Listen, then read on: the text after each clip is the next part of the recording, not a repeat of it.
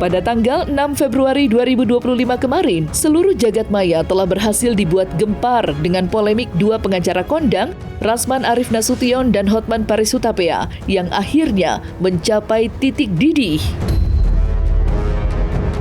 Seperti diketahui, sidang lanjutan kasus dugaan pencemaran nama baik yang melibatkan Hotman dan Rasman kembali digelar di Pengadilan Negeri Jakarta Utara kemarin, di mana kedua pengacara itu akhirnya dipertemukan secara langsung untuk pertama kalinya, usai sekian lama terlibat aksi saling sindir di media sosial. Mirisnya, sidang berjalan dengan tensi yang tinggi, adu mulut antara kedua belah pihak hingga hakim pun tak mampu terelakkan. Sontak saja, kericuhan pun pecah di dalam ruang sidang yang memaksa hakim untuk menghentikan sementara sidang tersebut. Dan seperti inilah 5 fakta yang terjadi dalam persidangan Rasman Arif Nasution kemarin.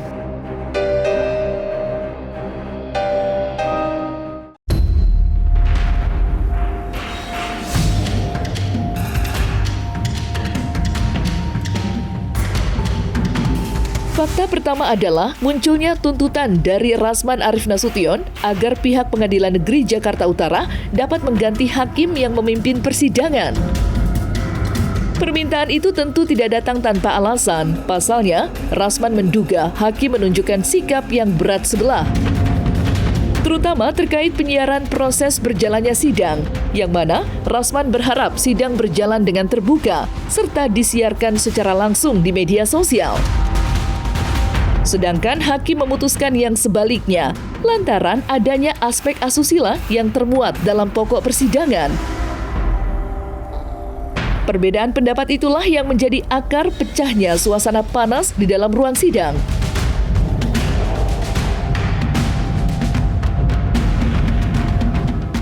Seharusnya tidak ada yang harus tertutup yang mulia. Karena chattingan ini sudah beredar di mana-mana. Dan saudara Hotman ini sudah bicara di mana-mana. Dan kasus Vina Eki juga ada kaitannya dengan pelecehan seksual, bahkan dibunuh. Tolong yang adil yang mulia. Kami minta supaya media meliput secara live yang mulia. Sudah menjadi ketetapan majelis hakim, kami berpegang pada program. Pertimbangannya apa yang mulia?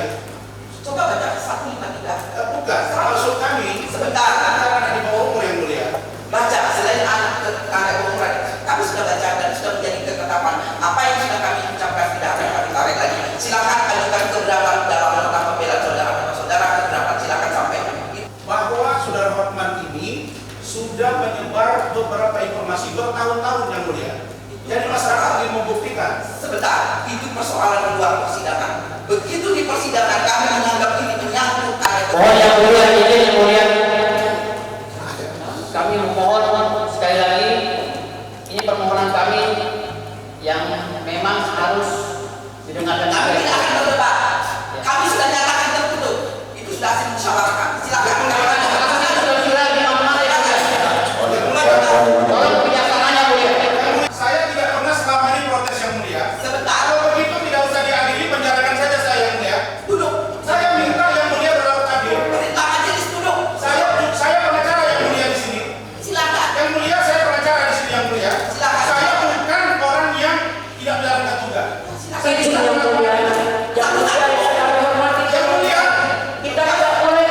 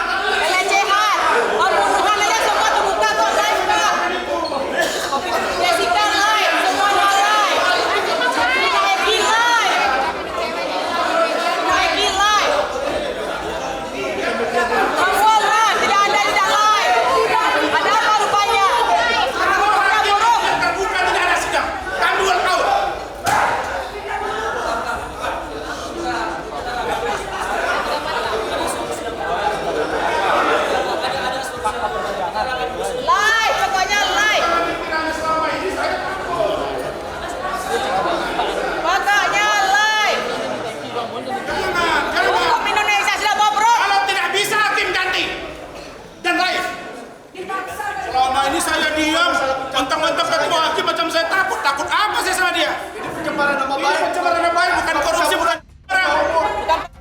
narkoba. Ini sudah prediksi kami. Betul. Jadi selama ini saya manut, saya ini pengacara berdiri di sini. Ini bukan pencabulan. Ini orang dewasa. Undang-undang ITE. Tidak ada urusannya. Jangan mentang-mentang saya selama ini manut. Oh, nggak takut saya sama kawan majelis. Sekarang kami minta ada 3 poin. Di antaranya ganti. Kami tidak mau lagi dia. Ketika kita melihat bahwa ketua majelis, anggota majelis tidak berjalan secara profesional dan netral. Jadi nggak usah kami dibentak-bentak ini itu, nggak ada.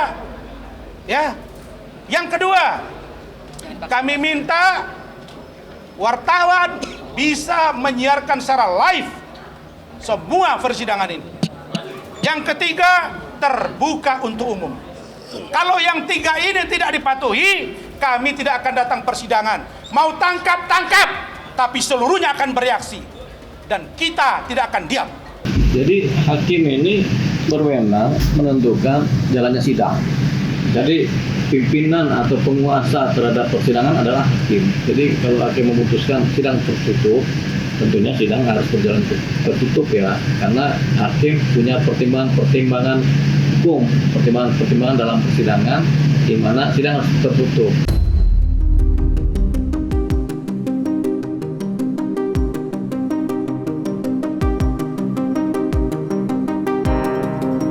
Fakta kedua adalah adanya aksi kurang elok yang dilakukan oleh Firdaus Oiwobo, salah satu tim kuasa hukum Rasman Arief Nasution.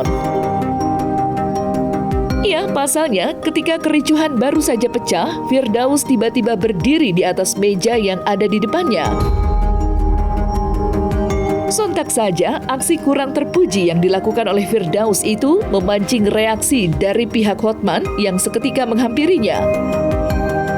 Ketika ditemui pasca sidang, Firdaus sendiri mengaku jika aksi itu dilakukannya lantaran rasa sakit hati menyaksikan Rasman dikelilingi oleh tim kuasa hukum Hotman.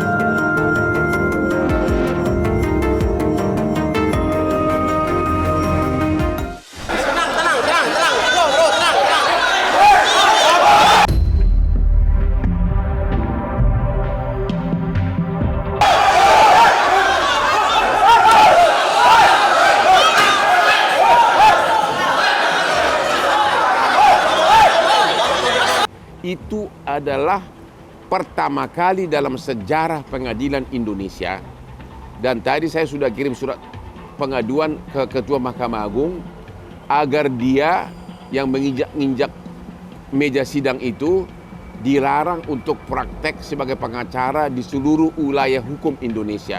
Ada jaksa juga yang mencoba untuk mengkerubuti klien saya. Makanya jaksa tadi saya tunjuk mukanya, saya bilang kamu perang aja sama saya. Kamu ribut aja sama saya bilang. Secara spontan saya naik meja. Karena ngeliat klien saya seperti diintimidasi. Saya teriak, kamu. Ada bahasa-bahasa saya nggak pantas diucapkan. Akhirnya saya bilang, kamu naik ring aja sama saya. Ngapain kamu klien saya digituin? Jaksa, kamu naik ring. Bilang begitu. Jadi akhirnya masalah itu bisa clear ya. Saya nggak pernah niat naik ke meja. Karena saya ini adalah orang-orang bela diri ya. Saya penganut bela diri. Ya, saya pernah di taekwondo. Saya pernah di boxer, saya pernah di silat, pencak silat, jadi saya nggak tahu itu kaki saya seperti apa, tahu-tahu saya udah di atas meja. Karena saya fokus pandangan saya ke sana. Pandangan saya fokus ke depan, melihat klien saya, tahu-tahu saya udah di atas meja. Gitu. Jadi itu refleks saya. Jangankan di ruang sidang, boleh nggak saya masuk ke restoran orang, gue injak-injak, naik gue ke mejanya, gue injak-injak, boleh nggak? Etika gitu ya. Jangan, ini ruang persidangan loh dan masih ditonton orang. Hakimnya baru aja meninggalkan ruang sidang. Itu penghinaan pengadilan yang sangat parah. Itu sangat parah, mudah-mudahan dia ditindak. Entah dari mana itu asalnya itu orang. Saya sendiri nggak pernah ketemu itu Firdaus. Gua nggak kenal. Ya, karena saya perkara gede-gede kalau dia mah, kalau udah pakai baju tentara, udah gitu, gini-gini. Ini orang dari benua mana sih? Dari benua yang sudah ketinggalan 1000 tahun atau apa? Pakai 7 bintang. Ini siapa yang takut sama lu? Iya, itu mencoreng persidangan yang resmi. Jadi itu kan sebenarnya belum diputus. Hakim main meninggalkan sidang aja kan. Gitu. Tapi kita nggak tahu apakah hakim kemudian memutus ya udah kami seperti hakim pergi atau karena ada keadaan darurat sehingga hakim langsung meninggalkan sidang tanpa memberikan putusan setelah ya. Gitu. Tapi yang jelas kalau ada pengacara naik ke meja dengan gaya-gaya preman.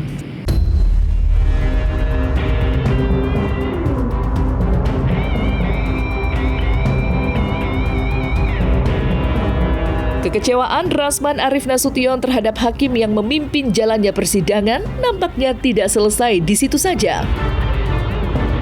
Ya, tak lama usai kericuhan pecah di dalam ruang sidang, Rasman Arief Nasution beserta tim kuasa hukumnya lantas mendatangi ruangan ketua pengadilan. Hal itu pun dilakukannya atas harapan yang sama, yakni menyuarakan kekecewaan, serta meminta ketua pengadilan untuk mengganti hakim yang memimpin jalannya persidangan.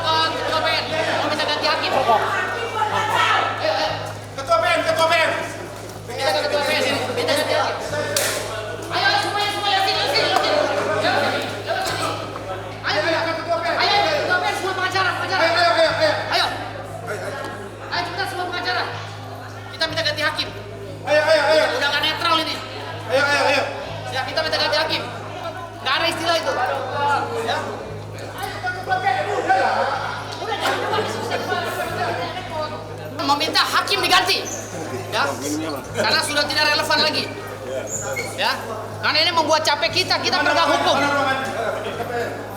ya, mengerikan sekali sidang depan. Di mana ruangan dia? Di mana ruangan hakimnya? Ketua PN mana? Coba ketua PN di mana? Kok depan. Ganti! Ganti hakim! Ganti hakim! Ganti! Jadi mau kemana bang? Ke ketua pengadilan negeri. Karena humasnya juga belok-belok. Di bawah. Di bawah ya. Pengadilan ya, siap-siap. Ayo bang. Ke ketuanya kita, ke ketuanya. Ya, ketua. Dek, bukan PTSP deh, ketua PN deh. Dek, ke ruangan. Halo dek, ketua PN deh, ketua PN. Ini kita PN sini. Hah? Ruang ketua pengadilan nggak ada, ini ketua pengadilan masih nggak ada ruangannya. Di mana ruangan ketua PN? Masa nggak ada PTSP lagi? Kita nanya ruang ketua pengadilan. Ketua PN. Kamu kan ruang pengadilan kan? Ketuanya. Kami juga mau dengar Mas Alvin. Kampus Korea baru Enggak, ruangannya. skornya. Buka skor baru kita baru sadar gitu loh. Iya. Buka skor minta ganti ini ya, udah. Tadi lu boleh atau tidak kan itu dilihat dari kasus per kasus gitu loh Kak. Jadi ya boleh-boleh aja kita melakukan keberatan, tapi ada cara-cara yang lebih terhormat, ada cara-cara yang lebih teredukasi gitu untuk bisa menyampaikan keberatan itu, baik itu bersikap tidak adil atau enggak, ada kanal-kanal. Nah memang itu yang harus digunakan dibandingkan dengan tindakan-tindakan seperti itu. Jadi sangat menyayangkan sekali gitu, kenapa bisa kelepasan jadi seperti itu.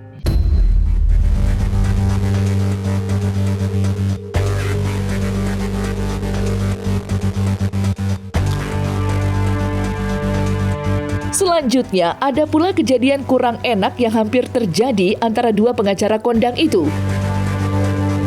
Ia bak belum puas meluapkan emosinya, Rasman tiba-tiba saja datang menghampiri Hotman yang duduk di kursi depan. Tak sekedar mendatanginya saja, Rasman bahkan meletakkan tangannya di pundak Hotman dan membisikkan sesuatu kepadanya. Tentunya, aksi itu membuat suasana persidangan semakin memanas. Lantas, seperti apakah Hotman Paris menanggapi aksi Rasman tersebut?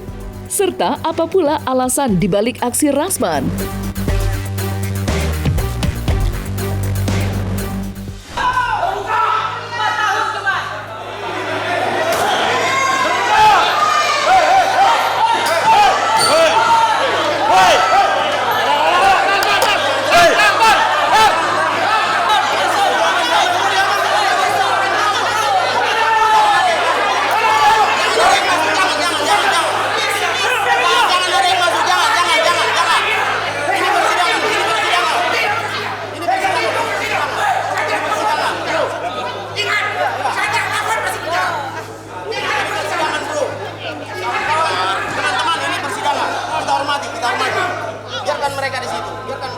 Saya tidak mau ingat ya. Jangan ada skenario di sini. Tidak boleh. Tidak boleh. Itu tadi yang 2 orang saya catat tuh. Saya bukan menceki Otman, saya mau bisikin ke telinga dia, kau sok jago main di luar. Itu mau saya bilang sama dia. Supaya jantan sama jantan. Yang baca doang di media. Jangan cuma bacot. Kita nggak ngelawan perempuan, ngelawan laki-laki ya nggak sih?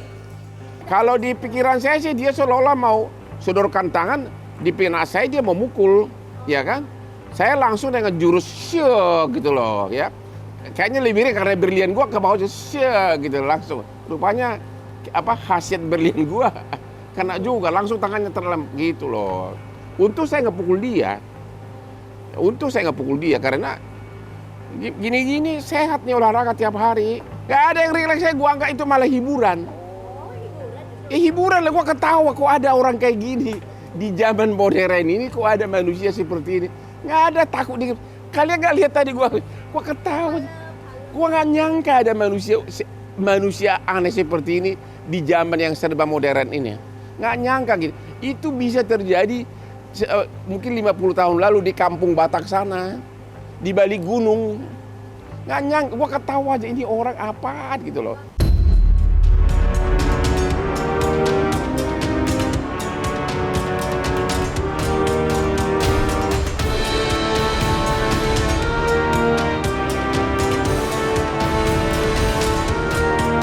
Yang terakhir, ada pula aksi Rasman Arif Nasution yang meminta aparat kepolisian untuk pergi meninggalkan ruang sidang.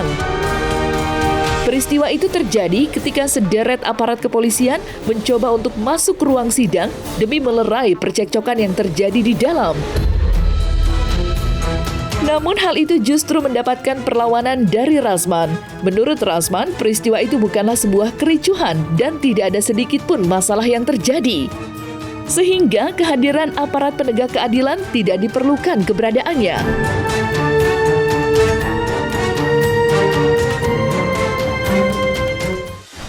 Ini polisi dalam rangka apa? Saya mau tanya, polisi dalam rangka apa? Tidak ada di sini yang namanya kekacauan. Saya ini yang senantiasa berdiri untuk polri. Silakan kalian ke sana. Silakan ke sana. Di sini tidak ada apa-apa. Silakan keluar kalian. Sudah ada panggilan, sudah ada panggilan. Ya sudah ada panggilan, keluar. Tolong kalian keluar. Keluar. Tidak ada apa-apa di sini. Silakan. Saya ya. Tidak ada di sini kekacauan. Silakan tertib.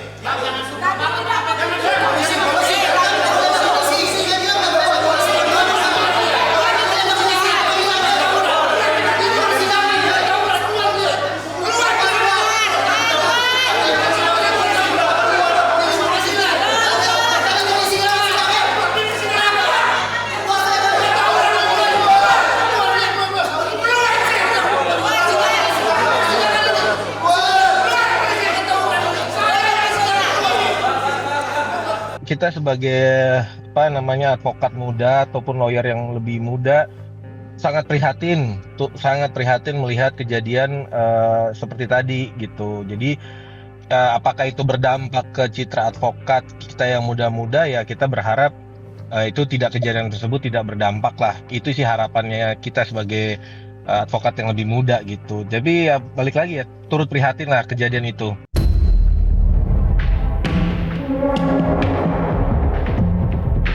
Nah, selesai sudah Cumi Lovers, saksikan terus Cumi Camp In-Depth, kabar lengkap, mendalam, dan akurat dari narasumber terpercaya.